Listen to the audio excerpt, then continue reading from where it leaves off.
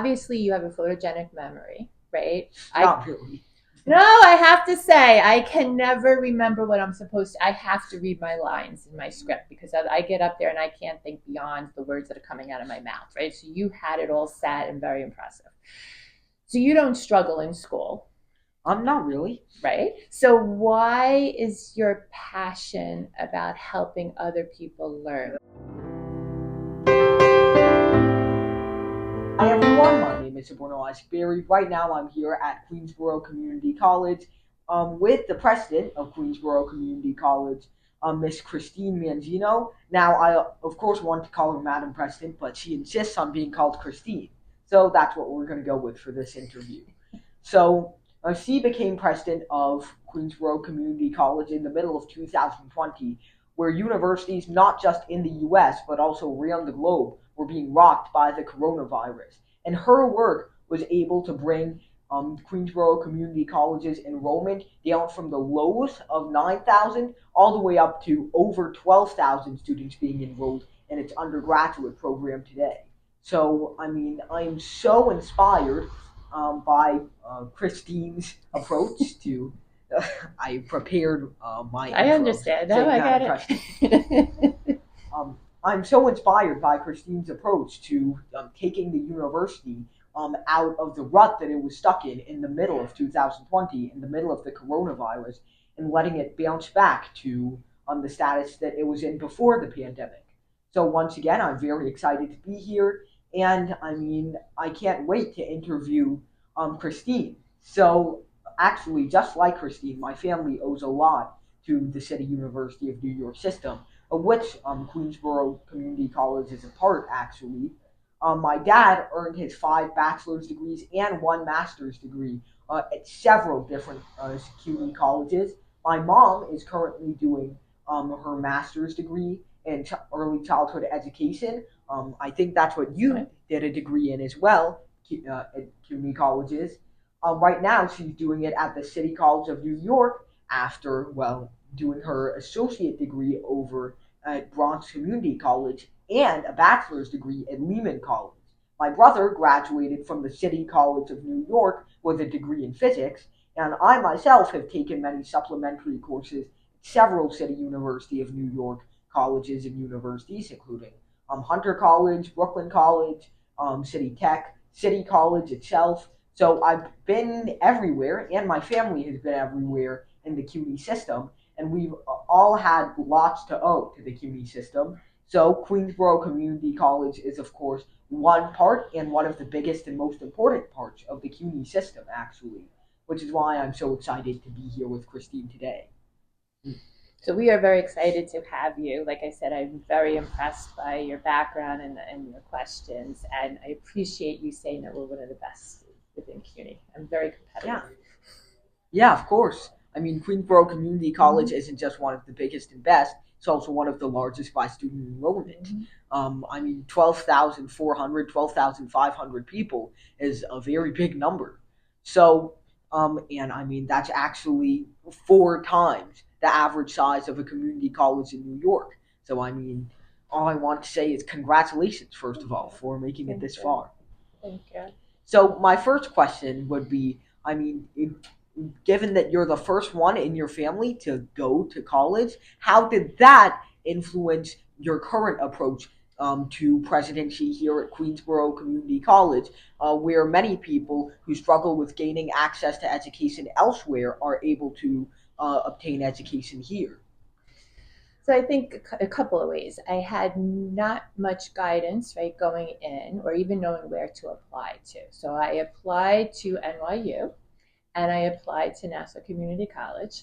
And NYU said, thanks, but no thanks, come back in a couple of years. And I'm glad I ended up at Nassau Community College because I don't know how I would have even paid for NYU because it didn't even occur to me, right, that the finances involved. I never really saw an advisor, right? I didn't try to find out anything. I just went to school, did my classes, left, and went to work, and it all just worked out, right? But it was at a community college that I realized that I enjoyed learning. I spent my high school years using my intelligence to figure out how not to go to class and still pass, When I got to the college classes, I was like, oh, wait, I'm actually kind of good at this. And I saw one of the faculty members in my class teaching one day, and I looked at her, I'm like, you know what? That's what I want to do eventually, right? So I changed my major once I left Nassau Community College and went to Hofstra and majored in education. And again, no advisement, walked in to register for classes, and they said, you can't major in education. You have to also major in a subject area. And without thinking, I just like circled English, right? Where I really could have used some advisement to understand what the options were, what I could have done, and get more involved in school. I think part of a lot of people benefit from going away to college and having that community, right? And making friends that you have for life.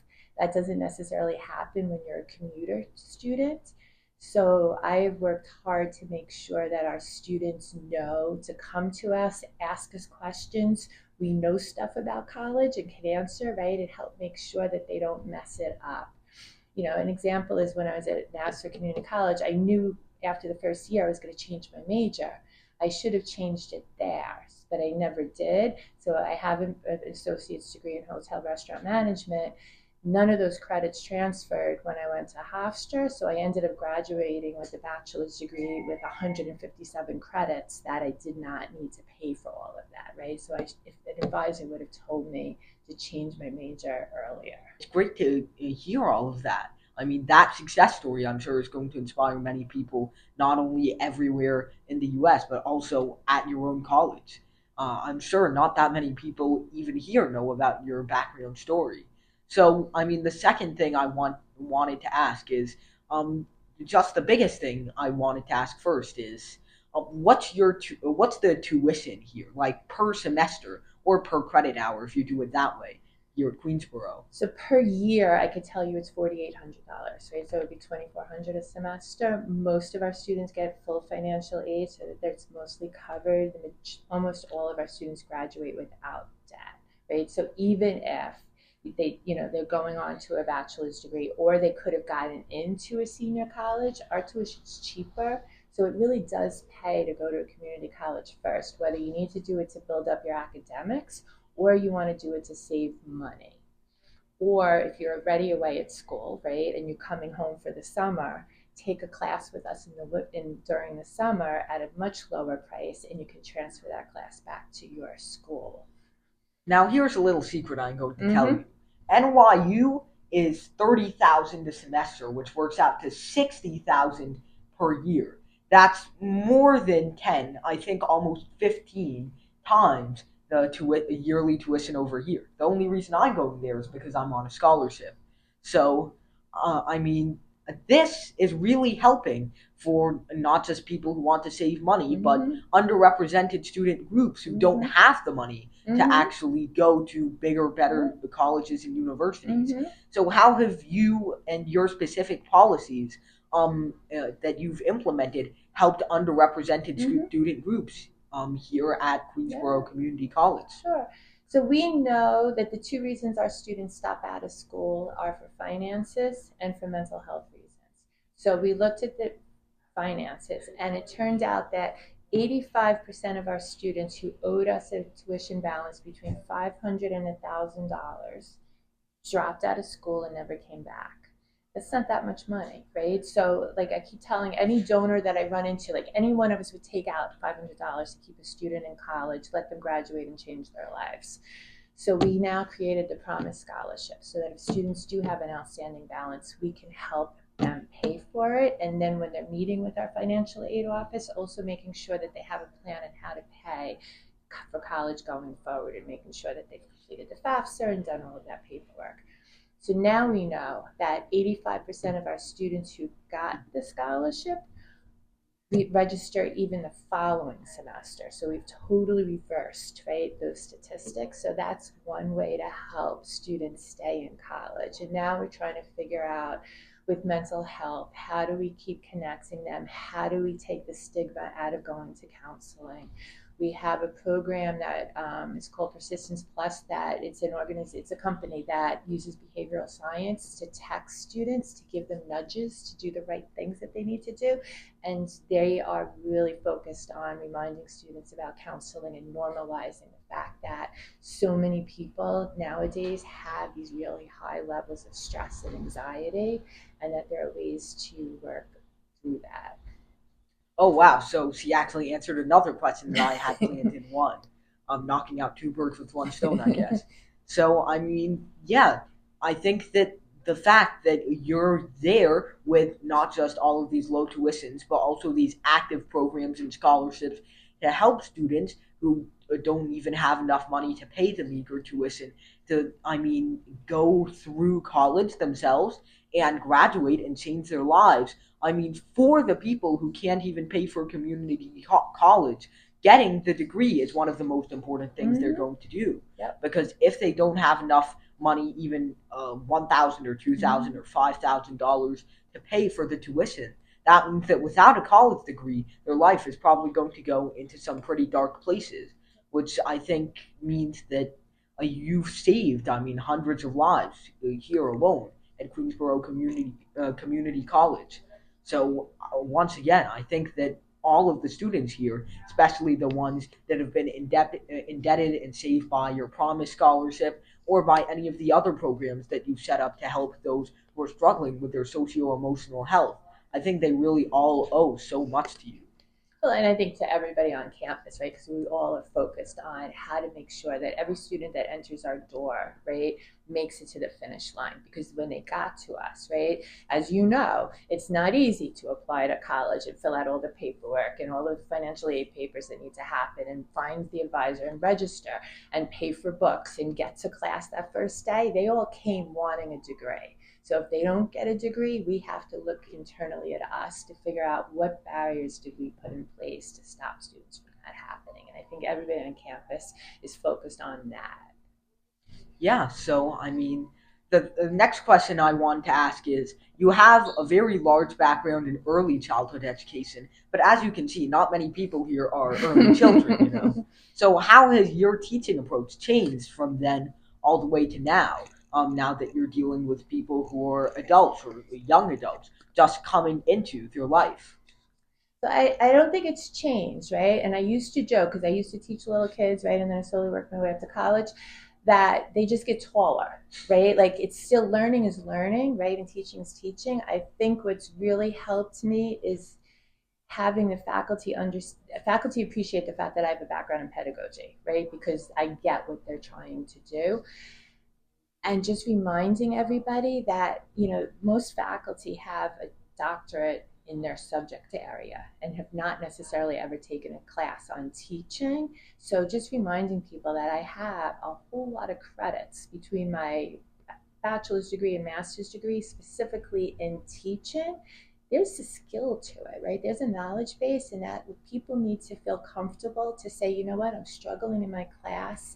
How can you help me? And we have a Center for Teaching and Learning to help people, but we have to let faculty feel vulnerable and comfortable enough to say, I need help so I can figure out how to do this, right? Because it's a skill set.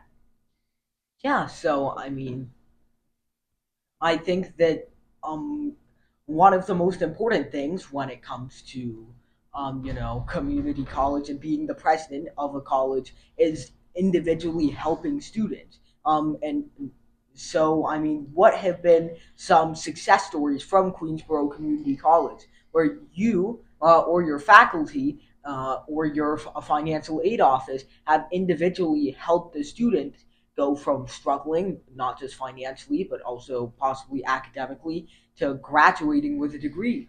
The work that we've been doing has made an impact overall. So we look at our data disaggregated by gender and ethnicity, right, to see where do we need to put more focus. And we knew that we had to focus more on our Hispanic and Black males because they were not succeeding at the same level. So what are we doing wrong, right? And what could we do to support that?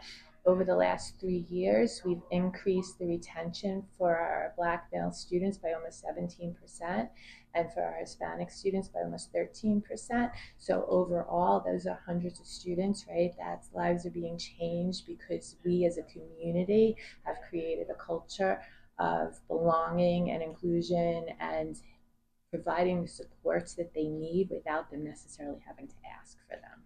She's knocking out my questions too fast. Sorry. No, it's fine, totally. So, I mean, going on with the topic of helping Mm-hmm. underrepresented or underperforming student Mm-hmm. groups, I mean, there's a very big stereotype in math specifically that men are better than women. And in general, there's generally a divide between men and women where men are doing better in most universities. So, what have you or your faculty done to address that? So we're struggling in math all over the place, right? And you're going to meet with our math faculty soon, right? So we really are looking at our low success courses to figure out how do we have to change the sequencing of courses? Do we have to change the order of the curriculum within the class? What are the pedagogical strategies that we need to use, right, for students to be more effective? I think to answer your question, two things. One is as a country, right, we've looked to change that, right? Looking at the Regents tests, right? Men used to score better than women, and we've reversed that trend that women were then scoring better than men. I have always told students, right, and even when I was teaching future teachers, really important to tell the future teachers this. People seem to feel it's okay in the United States to say, I'm not good at math. And I tell people, like, would anybody ever admit that I'm not good at reading? Like, nobody would ever say that, right? But it seems to be okay to say that about math, right? So we have to change that. It's not that you're not good at it, it's that you haven't put the time in or haven't been taught it the way that you need to teach it, right? Elementary school teachers never really get a strong education in how to teach math specifically, right? I took one class, it was a couple of, right, 15 weeks of an hour a week or whatever. It's not really helpful. And teachers teaching elementary school, many of them are still afraid of math because they don't understand the concepts behind it, right? They could tell you how to do it, right? But they can't explain the background to it. We need to change it as a system, right? As a country, that our elementary school teachers are trained in math if they're teaching math, right? Because that's so important. Because without that foundation, you're never going to get there. And then we know that people don't necessarily learn from us just talking to them, right? Like it's not, right? Faculty probably were really successful in school, and that's why they wanted to become faculty members, right? So they are auditory and visual learners.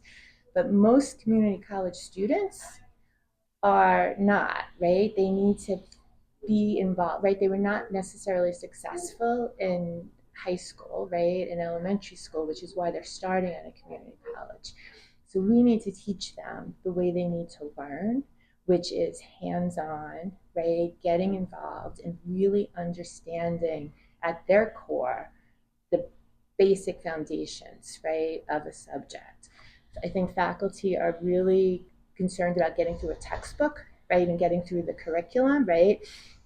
So I joke around, like, I used to, when I was teaching, and all of a sudden, the class period's about to end, I'll start talking really fast so I can say I got it out. And then I would joke with the students, like, I know that was completely useless, right? Because it's Yeah. not that you learned it. So we have to really slow down our curriculum to make sure that people understand the foundation strong enough so that they can then build on that.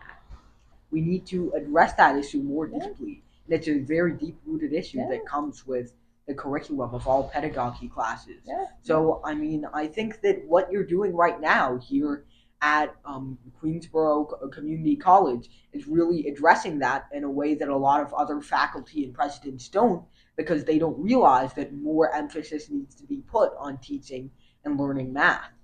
Yeah. When I was in sixth grade, I was good at math, and my teacher had like this. box of cards that you would go in and just take a card, right, and do the math on it, and then you put it back and stuff. And that was her way to keep people busy if you finished the classwork in advance. So I was getting through it pretty quick. And then I didn't know how to do one of the problems, and I'm asking her. She had no idea. She told me, look at the answer and try to figure it out, because she couldn't explain it to me. Like, that's not helpful, right? Yeah. I mean, I think that's generally also because of the issue Yeah. that She wasn't trained in math. yeah, one in early childhood levels, Mm-hmm. one teacher is usually forced to teach every single Mm-hmm. subject to a Mm-hmm. kid, Mm-hmm. even though Yeah. in high school and beyond, Yeah. it's one teacher for every single different subject. Yep. So I think, I mean, not many early childhood teachers want to learn math, Mm-hmm. and not many people with a math degree, lots of them with a math degree perceive going into early childhood education as a waste of time when they can get higher paying jobs in a high school or as faculty in a university or working at some hedge fund or something else. Yeah. So I think that's a very deep rooted issue with Mm-hmm. the way that the early childhood education system works. But I'm very glad that at least here at the college level, you're addressing it in a way that almost nobody else is. And I think also, right, like people that are really good in math, right, and want to teach math don't want to teach math at that very basic level in elementary school too, right? So it's Exactly. So one bonus question that I want to ask you is, what do you perceive as the hardest time for you in the past 4.5 years of your presidency? Every time you think you get through a challenge is a new one, right? I think the very beginning, I came in and we were still on Zoom, right? So I did not meet anybody on campus in person for like 6 months.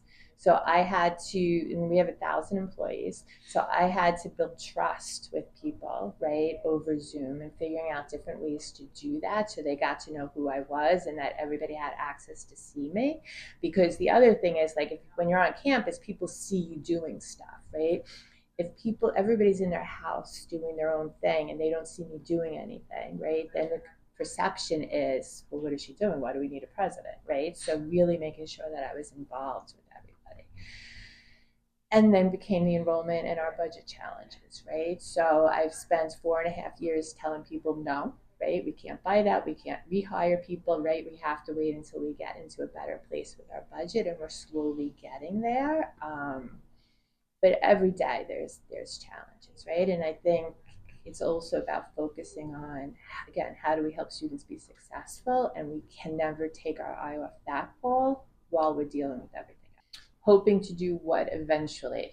Eventually, I hope to not just become a professor, but help, I mean, professors around the world teach math in a way that's understandable and digestible for the millions of students who are currently struggling with it, and as well, the issues that we discussed in our interview are issues that I hope to rectify someday by campaigning for a different system of education, not just in early childhood, but for early childhood teachers. So why is that your passion? Because obviously you have a photogenic memory, right? Not really. No, I have to say, I can never remember what I'm supposed to. I have to read my lines in my script, because I get up there and I can't think beyond the words that are coming out of my mouth, right? So you had it all set and very impressive. So you don't struggle in school.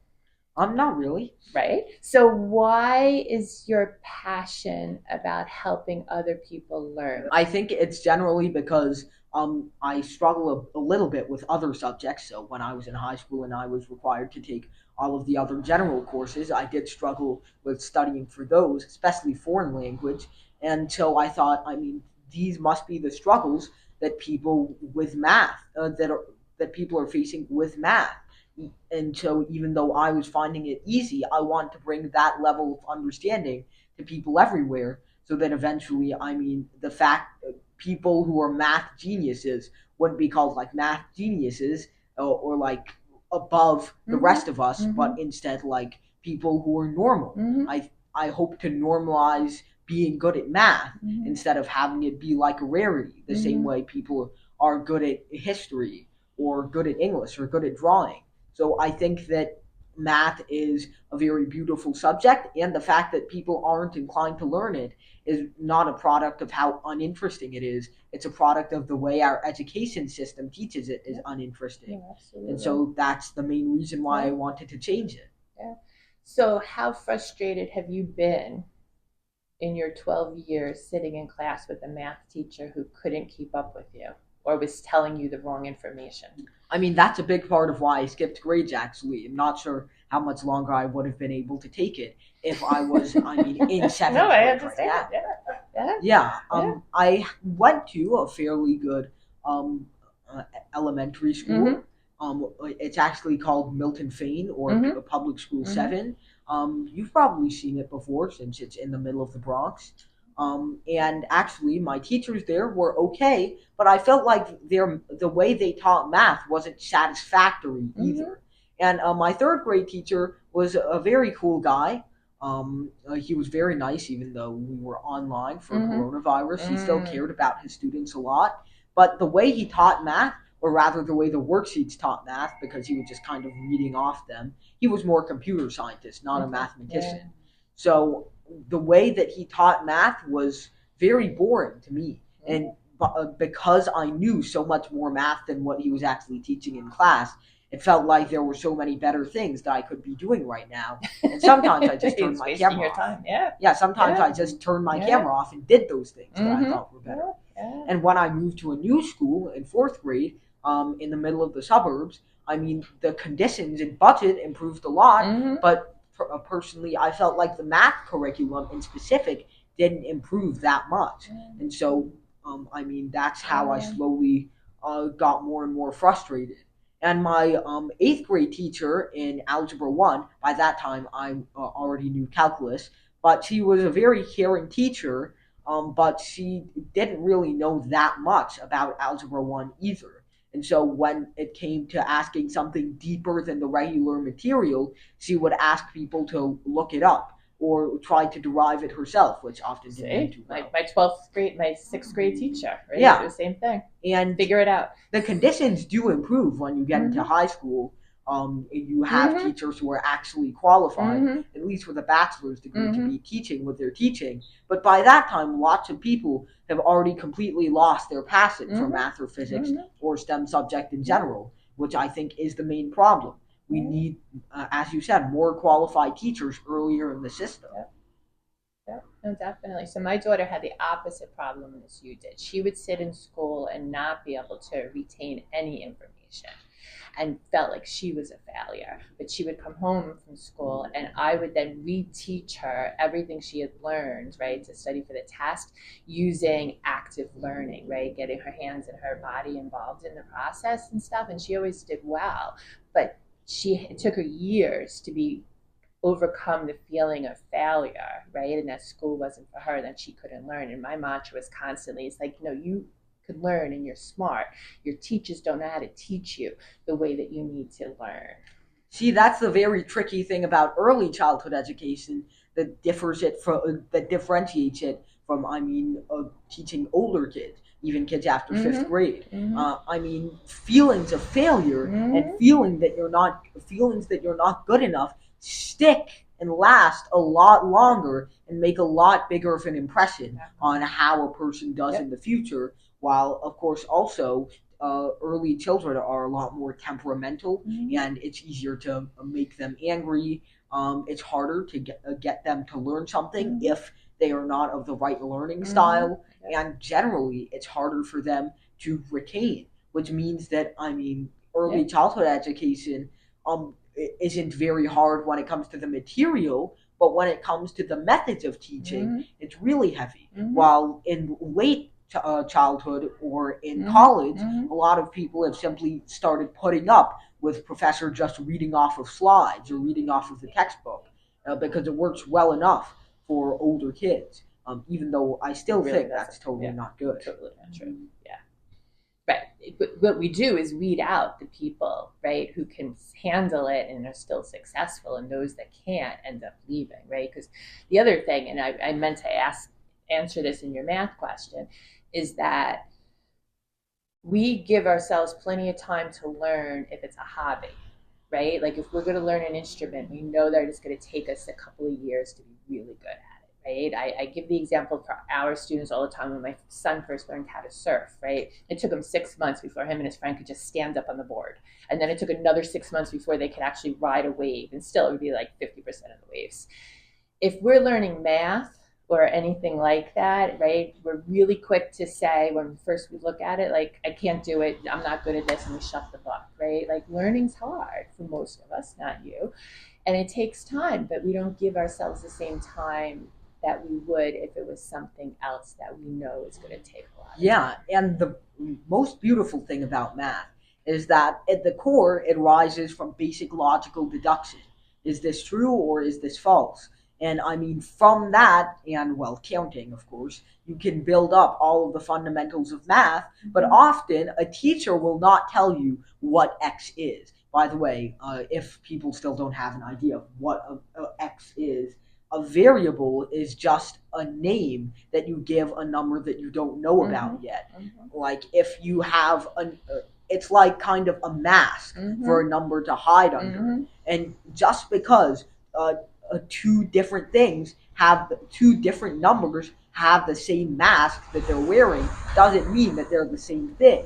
So, and of course in higher level math and physics you often want to use different variables or different masks for the same thing, but an algebra teacher will not tell you that. An algebra teacher will tell you you have to divide and subtract until you get a number on one side and the letter on the other, and now the letter is the same thing as the number. And then people will get confused and say, so x is the same thing as 4, and 4x is the same thing as 2. Does that mean 2 is the same thing as 4? Which really frustrates me because that's using basic logical deduction, which is the whole point of math, but it uses it to get a wrong conclusion because the statement that you worked off of was taught in the wrong way in the first place. So I think that showing people the roots of math and where they come from is the most important part when teaching it to them. But that's not what we do currently. So. And when you meet with our math faculty, you're going to hear, right, like our students struggle in basic algebra, right? And it's mainly because they haven't learned fractions well enough, right, when they were younger to understand the meaning behind it so that they can then build on that for the rest of algebra. Yeah, and I mean, even fractions themselves are one of the most commonly applied things in real life. So when you see somebody who doesn't know them, you can really see a case of a place where the education system of the normal way that we teach kids hasn't worked well because I mean the teaching fractions as two numbers separated by a line does no justice to what their real world meaning is. And I mean there were good teachers, but there were an overwhelming number of bad teachers to counter them, and so that's why it.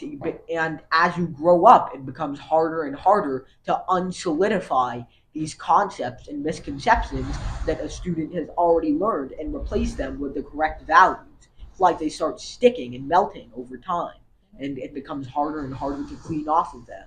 And eventually I mean that becomes people, if people don't get the resources and education that they would do at, say, Queensborough Community College, that's eventually going to stick with them and become a fundamental misunderstanding of math, which they will then use to build a fundamental misunderstanding of many other fields, which is why it's so difficult. It's very difficult already to cut it off at the college level. What you really have to do is cut the misconceptions off at the roots. So, I mean, I know there's not much you can do about that at a college level, but the fact that you're taking your time out to attempt to take it off for people where that misconception has already developed and grown up, I think is very admirable. Thank you. Thank you. So, how far along are you at NYU?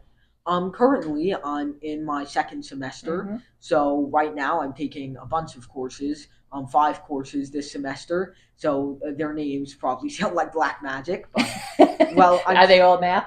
No. Okay. One's a writing course. Okay. I'm taking 2 physics courses. One's called classical mechanics or dynamics. One's called fluid dynamics because it's about fluids moving, which is the dynamics part. One of them is called complex analysis, so that's practically black magic. and one is differential geometry, which is a bit more connected to the real world. Which is your favorite? Personally, I would say it's probably the fluid dynamic class. It's Okay. not only the most connected to the real world because we see fluids everywhere, but I think it's also the most beautiful and the most interesting, and also the type of math that it uses is the most fun for me to work with. Okay. How are you enjoying the writing class? I think the writing class is pretty good. Okay. I'm pretty good at writing. It's not my best subject, obviously, but I mean, I wouldn't say that. It might not be your favorite subject, but I still think you're good at it. Yeah, yeah, true. I did get some pretty good grades in my last writing class, because I'm pretty decent at writing essays where I'm able to express my own opinion. But here, I think it's a very different kind of writing class where I have to not express my opinion in an essay and use supporting evidence and analyze it in a way that develops a full conclusion. But instead, I have to read a specific novel and then read another specific novel, and then I have to analyze the connections between them, which I think is a very different task.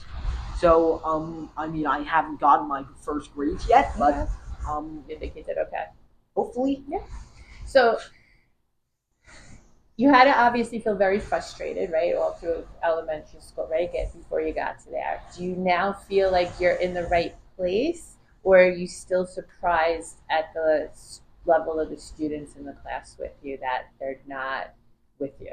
well, actually, I think that I found my place. The levels of courses are actually starting to make me struggle. Good. I actually feel like I'm being challenged every time I sit down. And some of my teachers go very fast as well, so that adds to the that adds to the layer of challenge when you've walked into the classroom 5 minutes late and you already have no idea what's going on. So So don't come late as they get, right? yeah, Yeah. yeah. You get persecuted. Yeah. And the worst thing is that it's a huge class, like 50 kids, and a pretty small classroom, which means that you're forced to sit on the floor, Woo. which never gives you a good view. No. Yeah, the place where I take my classes in has a whopping the one building where I take my classes has a whopping two lecture halls, with the rest of them being really tiny classrooms that you would see in a high school, which means that oftentimes when you have a class that every math major is required to take, it becomes really full, and suddenly you see people starting to sit on the floor. Not conducive for learning. Yeah, so that's why I mean you get persecuted for not Yeah. coming early Yeah. and sitting right Yeah. in the Yeah. front. And if you continue those habits, well, people will say, "Hey, I already sat there. I've been sitting there for the rest of the semester. What's your right to take my seat now?" So you have to start the habits early. So did they waive a bunch of prerequisites for you so that you could get into all these classes? Nope. I've Really? been doing the normal track all Okay. by myself, Okay. following all of the same requirements that every single other student has, and I think that's the biggest thing I pride myself on. I didn't take a shortcut Mm-hmm. because some Mm-hmm. administration member felt good about me. Yeah. I went through the exact same things and did the exact same Mm-hmm. things that the 21-year-old Mm-hmm. Mm-hmm. sitting with me in class right now Yeah. just did. Yeah. So I didn't mean it that you were taking a shortcut, more about that just because of your ability that you didn't need like the class that you would normally need to take before you took some of these advanced, because these sound like very advanced classes for a second semester student. That's really why I asked that question. Well, actually, that's mostly because of the supplementary courses That that you've I been took. taking everywhere else. Yeah, mostly at CUNY Yeah. Yeah. colleges, it Yeah. happens. Yeah. And the thing is, actually, I once tried to take a supplementary course way above my level. So here's the general progression that you take. So first, you want to take real calculus 1, then you want to take calculus 2, then you want to take real analysis, then you want to take complex analysis, then you want to take differential geometry, then you want to take topology 1, then you want to take topology 2. But I was feeling gutsy, and one of the NYU math professors who was teaching topology 2 allowed me to take it. So I tried to jump directly into graduate topology 2, which was about 4 courses or 4 semesters above my level at Mm-hmm. the time. Mm-hmm. And I understood approximately 0% of what was going on. So it goes to show you that I Yeah, mean, you're not yeah, invincible, yeah, and you still have to yeah, build your yeah, foundations. yeah. How did that, right? Because you probably have never failed at anything, right? I mean, no. How did that feel when you were struggling and not able to do that? I mean, it at one It, point felt like, I mean, this was just far above my level. okay. Can't, Yeah. I can't go into this area of math. Mm-hmm. It didn't feel fun for me anymore Yeah. after taking a few weeks of the class, and eventually I debated dropping it, but I was just sitting in, not Yeah. actually taking any of the Yeah. tests or Yeah. exams. Yeah. So I decided to Okay. finish the course, Mm-hmm. but it felt like I hadn't taken anything away from it, Mm-hmm. and at the end of the day, I felt like I was demotivated to Mm-hmm. go into the differential geometry topology path. Yeah. And so it drove me towards other fields Yeah. of mathematics, including differential equations, which is what I'm looking at right now. But if you took topography one, right, like you'd be okay the second time If I around, took right? topology one, well, probably I'd have to take differential geometry Yeah. before Yeah. that, Yeah. which I only started taking now. Yeah. Okay. So Yeah. Yeah. Yeah. and I also would probably have to take complex analysis before that, Yeah. Mm-hmm. and then real analysis Mm-hmm. before that. Mm-hmm. So as I said, Yeah. it's not just one course; it's Yeah. four courses Exactly. above Yeah. my level. Yeah. Yeah. No, hard. It's hard because that's the problem, right? With honors students, a lot of times they've never had to fail at anything, right? Like they've never not been successful. So when it does hit them, it's really hard to accept. Oh yeah, I mean the honors courses over at Mm-hmm. NYU, just because of that fact, are a huge safety net. Mm-hmm. The non-honors courses are brutal; they don't curve at all. Mm-hmm. But the honors courses have a huge curving net.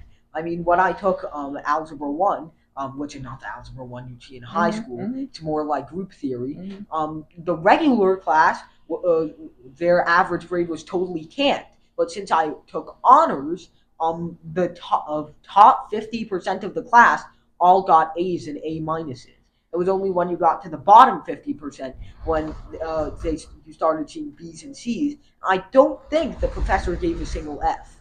So that really makes honors a safety net, but Mm-hmm. I don't think it should be because the students still should be facing some sort of challenge. Probably came in as president at, I mean, the worst possible time in the middle of the coronavirus pandemic. But the way that you handled that when there were 800 faculty and none of them know your name, and the way that you still managed to make your presence known in a way that none of the other presidents have before, I think is something very admirable. So once again, you impressed me a lot with the work that you've done in only 5 years, and I'm hoping that for the rest of your tenure here as president, you're going to continue bringing great things to Queensborough Community College. Thank you, thank you. And I have to say, I am very impressed with you. And you are in the school that I wanted to go to when I was 18 years old, right? Thank you. I would not have gotten a scholarship. So I'm thrilled that you're enjoying that experience. I hope. Yeah, yeah, of course. And once again, I'm just going to say, back then, when you were 18, community colleges weren't as widespread. And I mean, it was harder for people who didn't have the resources and money to get an education. But now, because of people like you, people who are in your situation when you were 18, are able to get education almost anywhere. And I think that's one of the greatest things about community colleges.